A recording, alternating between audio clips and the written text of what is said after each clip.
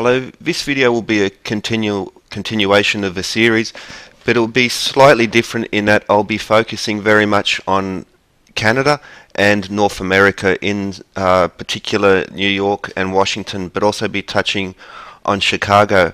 I've been discussing these measurements and how they are repeated again and again in other cities. This one will be a little bit different in that I'll be discussing the people who are actually behind it, and I want to just put the idea that it's a series of standard measurements built into regulation codes. I think I've more than dismissed that at the moment, but one site that you'll hear covered in YouTube and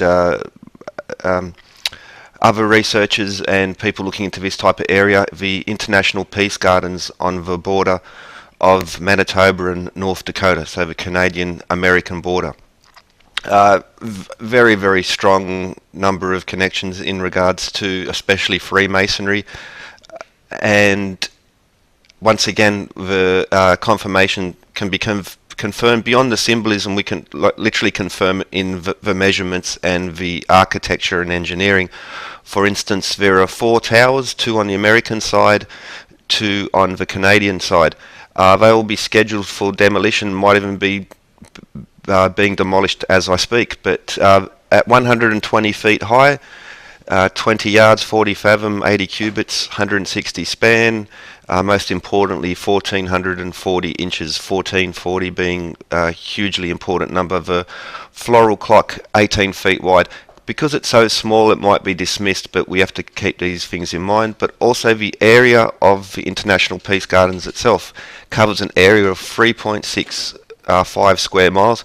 This is the solar reference, 365 days. It's not a coincidence or an accident, because the runway on the American side covers an area of 25920,000 square inches.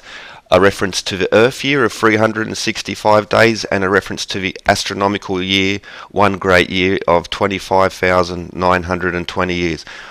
This is how it works. It's about multiple references on multiple dimensions in multiple forms. Manitoba Legislative Building in Winnipeg, part of the City Beautiful movement. The entire city, including the buildings and street plan, are part of this movement. And Daniel Burnham was one of the leading figures in this architectural movement, which has also been described as an architectural design cult. This is very unfair, verging on ignorance, because these principles actually date back much further. This is not some sudden upspringing of the age of sort of post-Victorian era spirituality and so forth. But Daniel Burnham, huge impact on the history of America, far beyond simple architecture, and he was the designer for Chicago, the redesign of the Chicago street plan.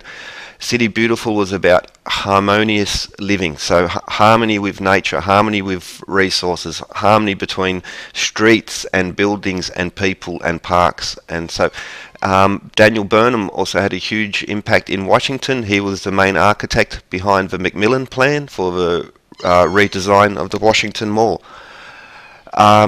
He also was the architect responsible for Union Station in DC. We'll see a picture later as a Masonic compass and squares built into the front of the park there. But we need to go back and review the Capitol building. I've already mentioned 288 feet high, 108 windows in the dome, 72 points around apotheosis of St. George. Directly underneath all of this is the rotunda at 96 feet, or 288 hand. Again, a series of harmonics. Now, Daniel Burnham, City Beautiful, did not design the Capitol building, but he did do Union Station in Washington, which has a 96 feet high roof in the main dome, the main waiting lobby.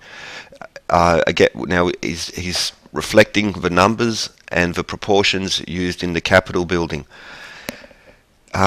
City Beautiful movement, some other leading figures in City Beautiful are Walter Burley Griffin, huge impact on Australia, but also Claude Bragdon. Now, just to go back, we're speaking about 96 feet.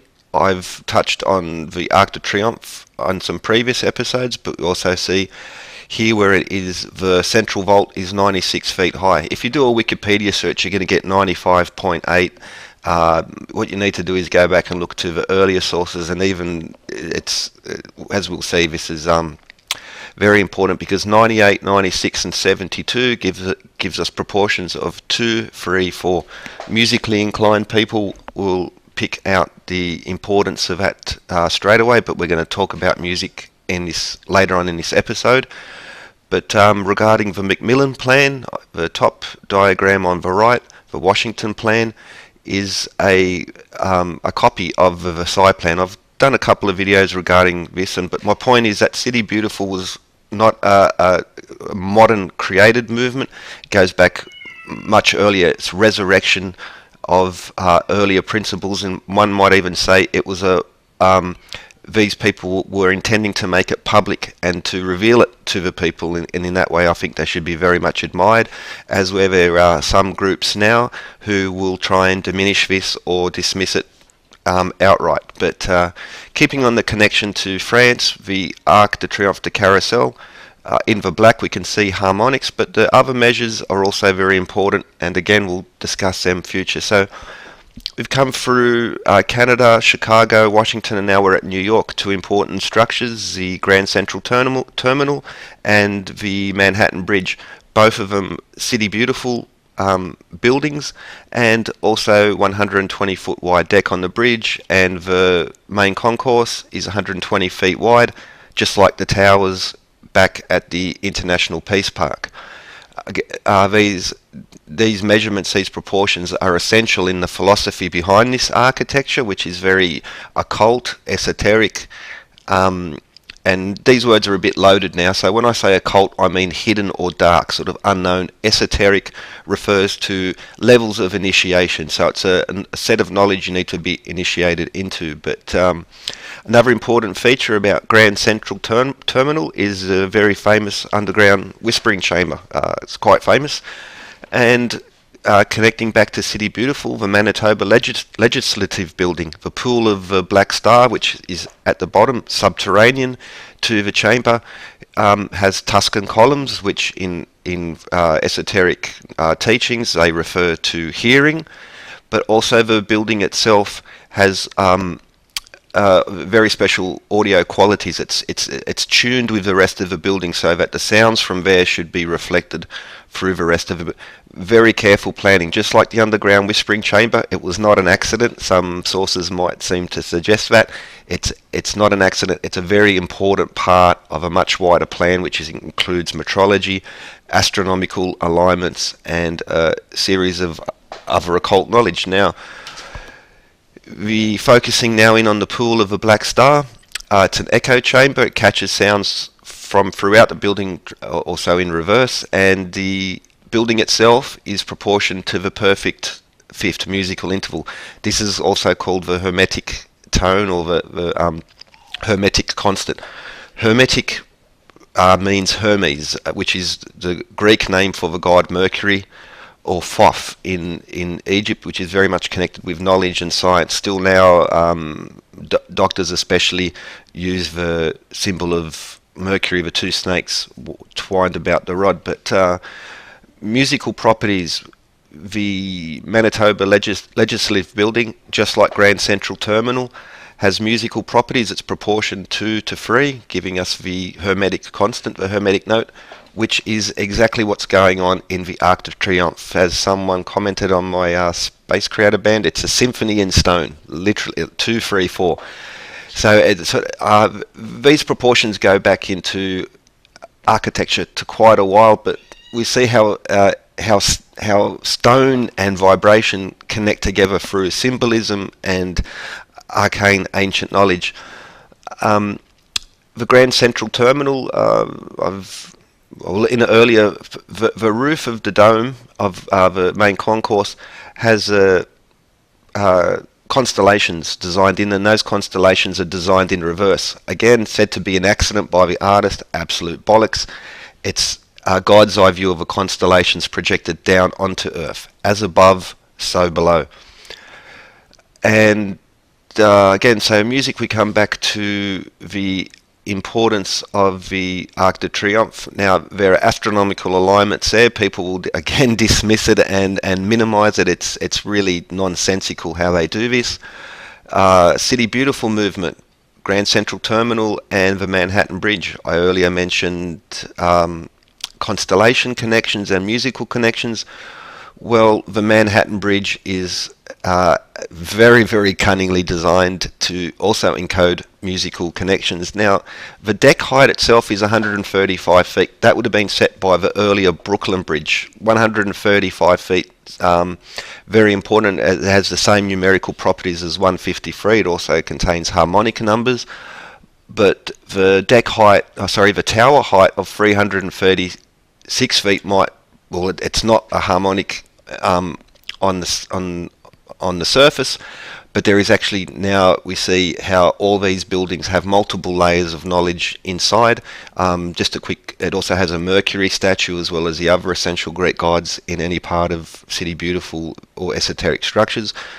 1080 hand, 112 yards is the conversion of 336. People who are knowledgeable will 112 understand our chemical references.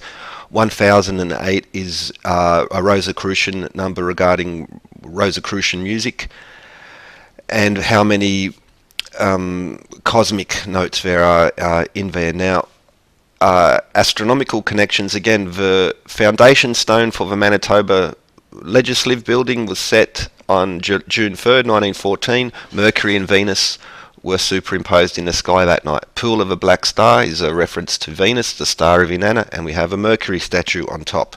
Multiple layers again and again. And on August 16th, 2007, Venus inferior conjunction, a Cree elder sings Moon Song in the Pool of the Black Star.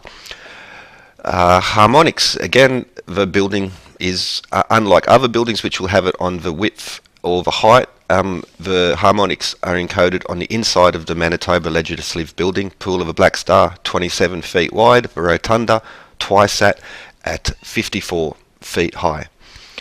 So I've gone through it very quickly, but we have harmonics, City Beautiful movement, esoteric systems of belief, Manhattan Bridge, Grand Central Terminal in New York, the International Peace Gardens in both area and in height and width, the Arc de Triomphe and its musical properties, layers upon layers upon layers. And so we start to see here, as most importantly, we start to get an idea of the people involved and how it is not as clear cut, and that lot of the literature and, let's just call it, the debunking material is actually full of bunkum. I hope you enjoyed this. Have a good one. Stay safe.